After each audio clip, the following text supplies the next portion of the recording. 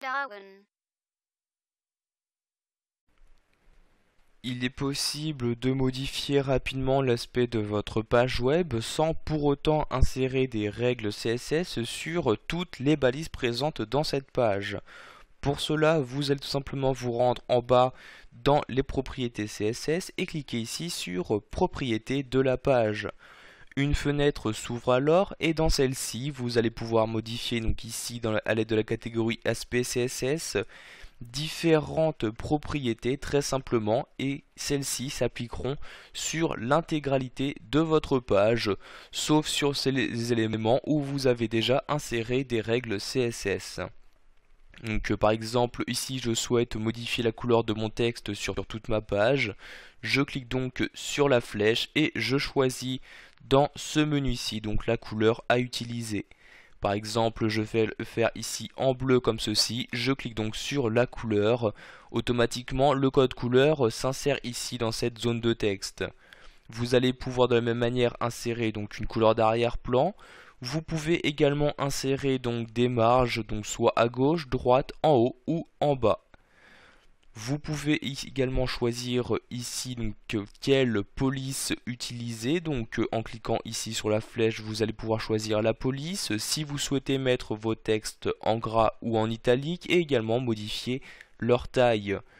Afin donc d'appliquer vos changements, vous cliquez ici sur OK et comme vous pouvez le voir maintenant sur l'intégralité donc des informations présentes dans ma page, celles-ci apparaissent bien maintenant en bleu. Vous voyez, même si je descends, tous mes textes apparaissent en bleu. Pour faire réapparaître cette fenêtre, je n'ai qu'à recliquer ici sur propriété de la page.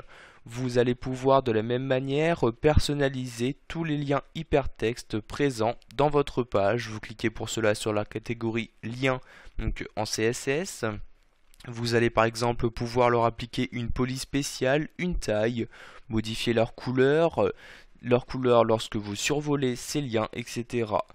Donc par exemple ici je vais modifier leur couleur, je clique donc sur la flèche et je vais choisir de les afficher en rouge pour que nous puissions bien les distinguer.